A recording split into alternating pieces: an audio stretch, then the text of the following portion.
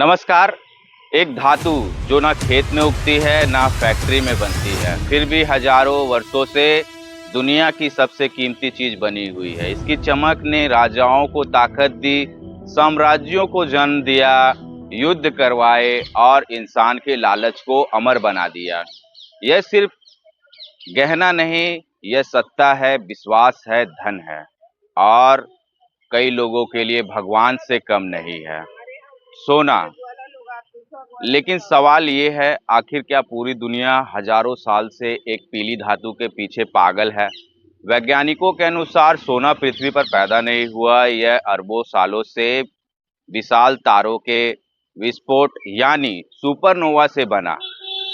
जब अंतरिक्ष में भारी विस्फोट हुआ तो सोने जैसे तत्व ब्रह्मांड में फैल गए। धीरे धीरे यही कण पृथ्वी तक पहुंचे, यानी जो सोना आज इंसान अपने शरीर पर पहन रहा है वो कभी किसी टूटते हुए तारे का हिस्सा था।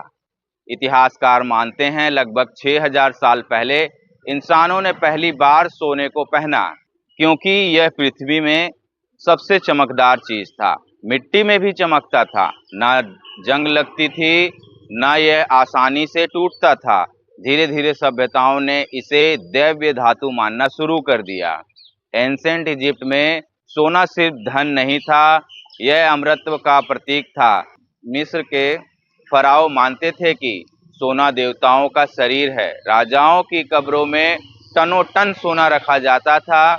सबसे प्रसिद्ध उदाहरण सोने के मुखौटे का है। जब 1922 में तुतनखामुन का कब्र खुला तो दुनिया सोने की चमक देखकर दंग रह गई।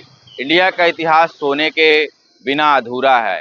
एक समय था जब भारत को सोने की चिड़िया कहा जाता था, क्योंकि यहाँ विशाल व्यापार होता था, मंदिरों में अपार संपत्ति थी और लोग सोने को शुभ मानते थे। दक्षिण मंदिरों में और राजाओं के खजानों तक सोना भारतीय संस्कृति का हिस्सा बना। यह सिर्फ धन नहीं, सम्मान और सुरक्षा भी था। आज भी भारत दुनिया के सबसे बड़े गोल्ड उपभोक्ताओं में से एक है। सोने ने सिर्फ अमीरी नहीं दी, इसने खून भी बहाया। स्पेनिश साम्राज्य ने दक्षिण अमेरिका पर हमला किया क्योंकि वहां सोना था। कई आदिवासी समुदाय खत्म कर दिए गए। जहाजों में टनों टन सोना भरकर यूरोप ले जाया गया। इतिहासकार कहते हैं दुनिया के कई युद्धों के पीछे सोना और संपत्ति की भूख थी। 1848 में कैलिफोर्निया गोल्ड रश शुरू हुआ। जैसे ही खबर फैली कि कैलिफोर्निया में सोना मिल रहा है, हजारों लोग सब कुछ छोड़कर वहां पहुंच गए। किसान, मजदूर, व्यापारी सब सोने की तलाश में निकल पड़े। कुछ अमीर बन गए, लेकिन हजारों लोग भूख, बीमारी और गरीबी में मर गए।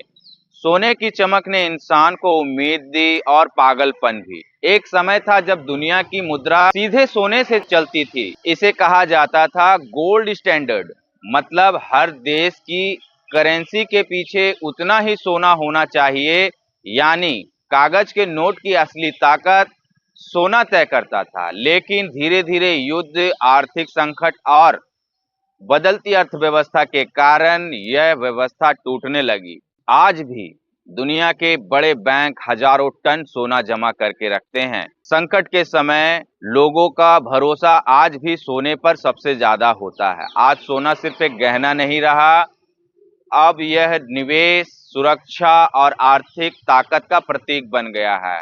लोग अब डिजिटल गोल्ड, गोल्ड ईटीएफ और अंतर्राष्ट्रीय गोल्ड ट्रेडिंग में पैसा लगा रहे हैं। जब दुनिया में युद्ध, आर्थिक संकट बढ़ता जा रहा है तो लोग शेयर बाजार छोड़कर सोने की तरफ भाग रहे हैं। इसीलिए सोने को कहा जाता है सेफ हेवन एसेट।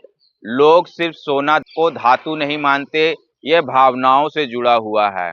एक माँ अपनी बेटी को सोना देकर सुरक्षित महसूस कराती है।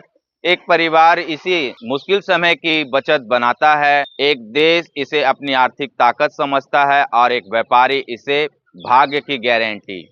हजारों साल बीत गए, सभ्यताएं खत्म हो गई, राजा बदल गए, मुद्राएं बदल गई, लेकिन सोने की चमक आज भी वैसी ही है।